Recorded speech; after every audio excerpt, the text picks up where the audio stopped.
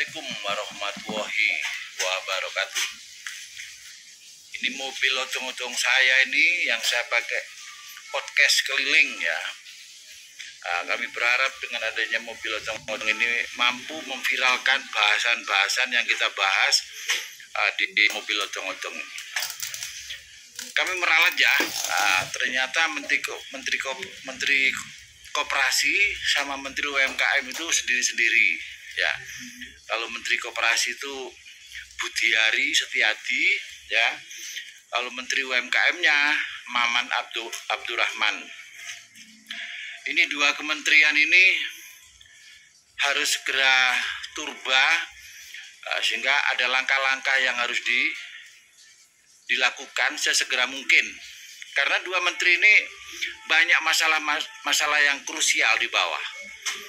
Terkait dengan Menteri Koperasi ini harapan saya banyak kasus pinjol, bank tetel segala macam tadi itu bisa teratasi dengan adanya Menteri Koperasi ya. Jadi Menteri Koperasi ini gampangannya kenapa dipisah ya, mungkin permasalahan yang paling krusial di bawah itu adalah Menteri Koperasi ini. Jadi banyak finance berkedok koperasi ya, itu banyak. Dan banyak juga ya kayak perbankan ya, itu dengan cara-cara yang ada di koperasi, misalkan kayak tanggung renteng segala macam, itu diterapkan ya, tapi masih tidak sesuai dengan asas dari koperasi ya. Jadi harapan kami terkait dengan Menteri UMKM ini, karena khusus UMKM ya, jadi dipisahkan antara Menteri Koperasi dan UMKM. Ini supaya Maman Abdurrahman juga segera mengambil langkah, segera didiskusikan ya, bagaimana UKM bangkit ya. Jadi UKM bangkit itu bukan hanya dengan bantuan subsidi aja, bukan ya. Sebenarnya masyarakat itu tingkat kemandirian untuk bikin produk sudah bisa. Yang perlu dibutuhkan ya, yang sangat dibutuhkan itu adalah bagaimana ketersediaan pasar, itu yang menjadi penting ya. Jadi Menteri UMKM Maman Abdurrahman ini ya segera berkoordinasi dengan Menteri Perindustrian ya. Menteri Perindustrian itu Pak Agus Gumiwang ya, agar segera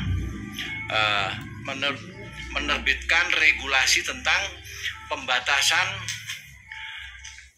pabrikan untuk membuat produk di bawah 5.000. Contoh misalkan ya, misalkan air mineral itu yang boleh diproduksi itu hanya galonnya saja ya. Kan galon itu harganya kan 10.000 lebih. Nah untuk mineral yang gelas itu nggak boleh. Jadi biar masyarakat nanti yang bisa bikin sinom atau bikin minuman temulawak atau apa segala macam itu UKM akhirnya bergerak. Jadi nggak boleh pabrikan tuh bikin minuman kemasan ya harganya di bawah 5.000, nggak boleh. Itu pasarnya UMKM. Nah, jadi hal yang seperti ini harus menjadi perhatian yang serius ini bagi Maman Abdurrahman ini ya, dan Agus Gumiwang terkait dengan UKM bangkit. Selamanya kalau UKM ini yang difasilitasi itu bukan ketersediaan pasar ya, selamanya UKM itu nggak akan pernah bangkit, nggak akan pernah ada cerita UKM bangkit karena belum ada kebijakan kaitannya dengan ketersediaan pasar. Ya, jadi perusahaan tadi diarahkan agar bikin produk yang di atas 5.000, kayak misalkan kecap ya, atau kopi ya, atau sabun ya, sabun cuci barang itu kan bisa diproduksi oleh home industry, itu bisa ya. Tinggal nanti pemerintah itu memberikan subsidi kaitannya dengan transportasi ya. Jadi bagaimana nanti produk yang ada di Jawa, UKM yang di Jawa bisa dijual di luar pulau itu dengan harga yang sama.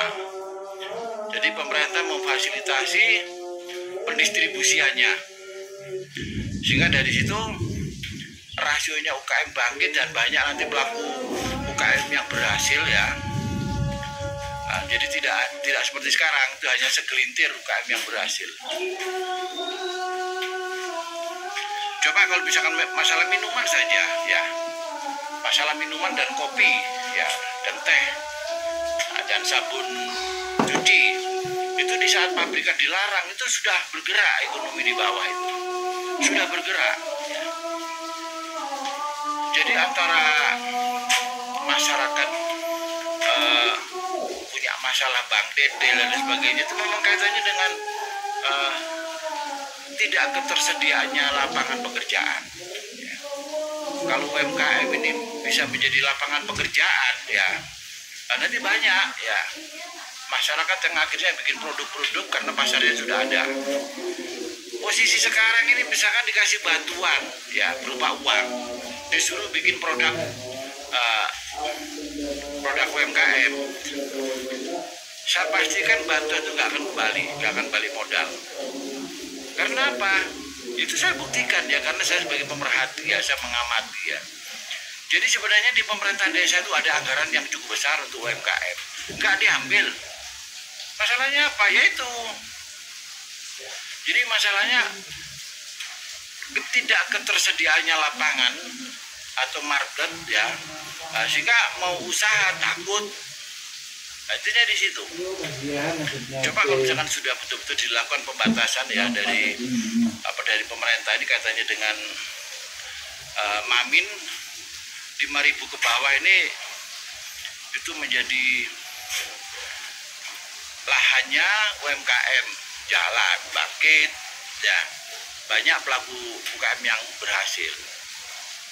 Ya semoga dengan konten saya ini ya, saya ingin teman-teman UMKM mari kita rapatkan barisan ya, kita samakan persepsi ya, nanti kita sampaikan ke kementerian ya, Menteri UMKM ya dan Menteri Koperasi kaitannya dengan berbagai kasus pinjol atau bank detail tadi.